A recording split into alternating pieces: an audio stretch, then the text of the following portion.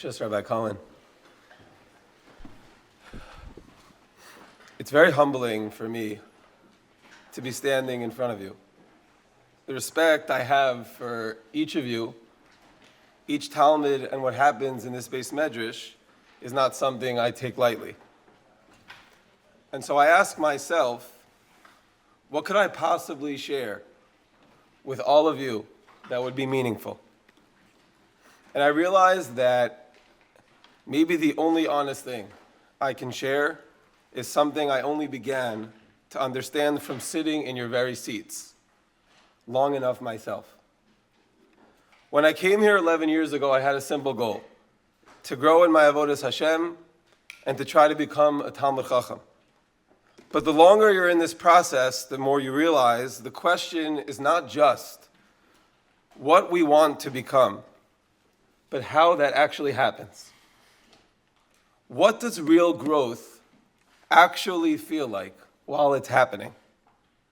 And I think the Torah itself is quietly pointing us toward the answer in the way that it presents the holiday of Shavuot.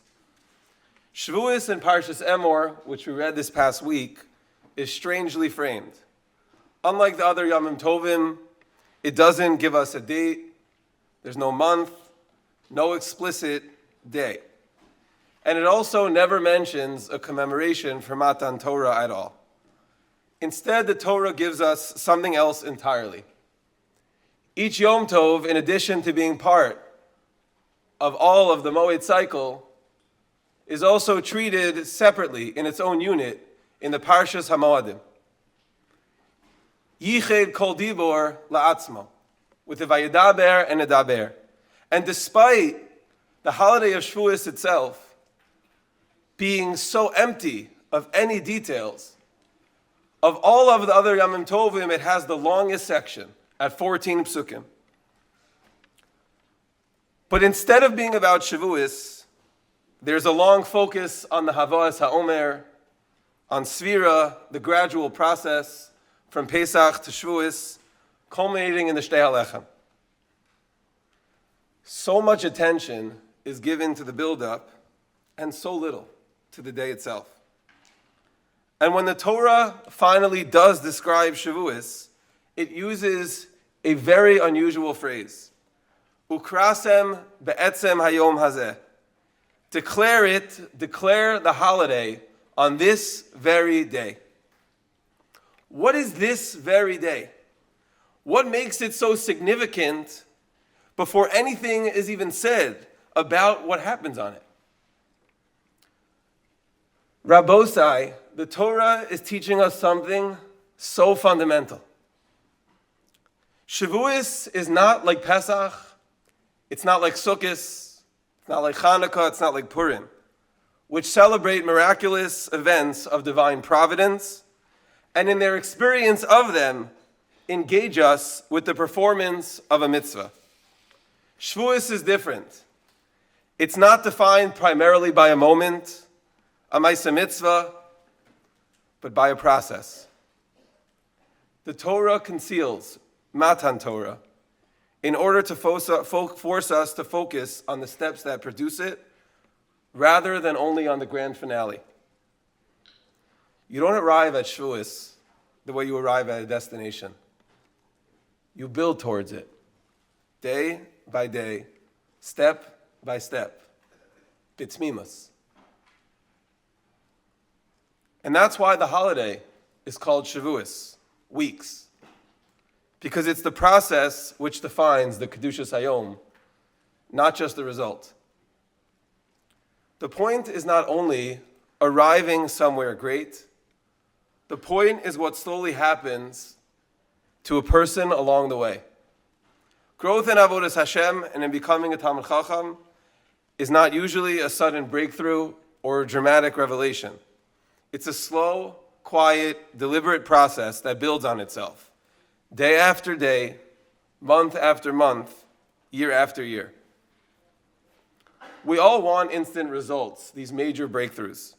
And we live in a world that demands something to show for everything. Something tangible, something measurable. And I think that naturally shapes how we think about ourselves too.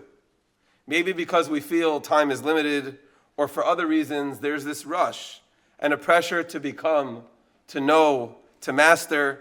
And so we start ourselves thinking in terms of metrics, what we've covered, what we finished, what we can point to, what we can see.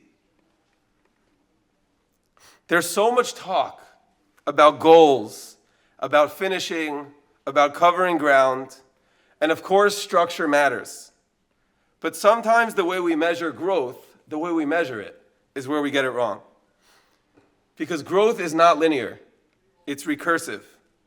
Each thing you learn changes the way you understand what came before it and reshapes how you approach what comes next. You're not just accumulating the knowledge, but you're being refashioned by it on a constant basis. And that's true in Torah, it's true in Avodas Hashem. It happens in the steady surrender of each day. How we learn, how we daven, even how we walk to and from yeshiva. It's not about carving isolated moments of growth, but about letting the entire day become part of the process. And sometimes you don't notice anything at all. You finish a Seder, it feels ordinary. You struggle through a sugya for weeks and you're still confused. You go through periods where you wonder whether anything is changing in you. But then, years later, you look back and realize those were the moments quietly building the foundation of who you became. There's no fixed finish line for this. We have forever. We have a lifetime. It doesn't end when we leave yeshiva. The sphere itself is 50 days. Right? A remez to the fullness of a lifetime, la'olam, eternity, to something which is whole and complete. But we can't rush this process at all. It happens at its own pace.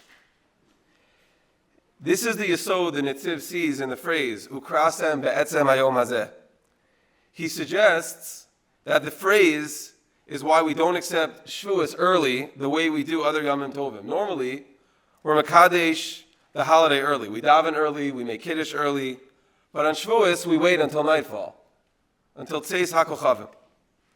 The Magen Avraham and Taz famously say, maybe this is the explanation we all know, because of Tmimus, a complete count, full 50 days. But the Netziv argues, it can only begin be'etzem hayom hazeh, on this very day, the day which is the end of the process of Omer, the day that we've been working towards, the day which marks the completion of the process. Shavuos cannot begin a minute earlier, a minute before the time is ready. Because the Kedushas Hayom of Shavuos is not independent of what comes before it. It's born from it. It can't begin until the process that creates it is finished, and that's the message, however long it takes, because growth is not about immediate payoff.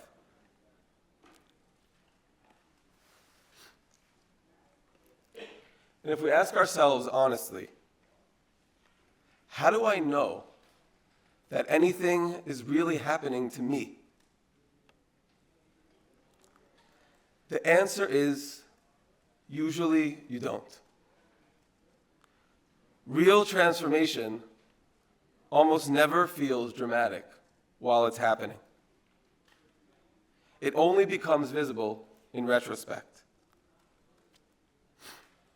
But I can tell you, from my own experience being in yeshiva, growth rarely came in dramatic breakthroughs or single defining moments. It became visible much later. When I look back and realize how much the small, almost unnoticed moments had changed me. The Chizkuni captures this idea beautifully.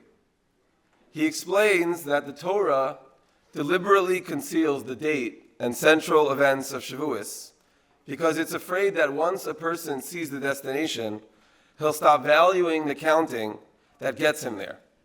V'davar gadol taloi b'minyan. Everything depends on the counting itself. And yet, during those days of counting, you can't yet say Shehechianu. The process is still unfolding.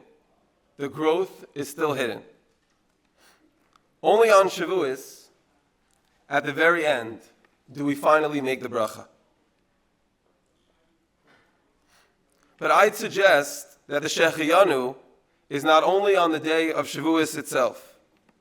Maybe it's also on every quiet step that brought us here. On every unnoticed moment of effort, every difficult seder, every small act of consistency, every ordinary day that slowly shaped us into something much more than we were before. Because real transformation almost never feels dramatic while it's happening. It only becomes visible in retrospect. And I think that's something all of us need to remember. To believe in ourselves a little more. If I could begin to tell you how incredible you all are and how much you all have to be proud of.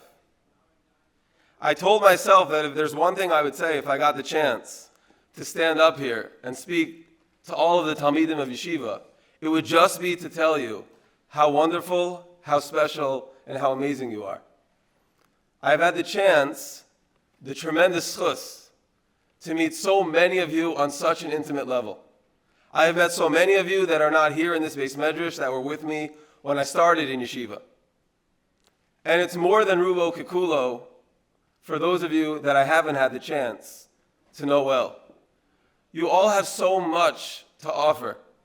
You all have so much to be proud of in your own right. Believe in yourself. Trust the process of sincere daily growth and find joy in the very privilege of learning Torah every single day. We have the opportunity to sit in this Beis Medrash here and for the rest of our lives. To go slowly, deliberately, benachas, to build ourselves with tamimus.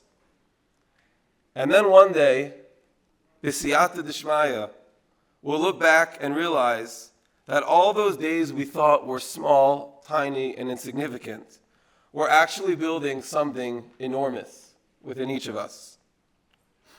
And maybe then, at that moment, we'll truly be able to say, Shehechianu, v'kiyamanu, v'higianu, lazman hazeh. And perhaps that is really what it means to arrive at Zman Matan Toraseinu. Thank you.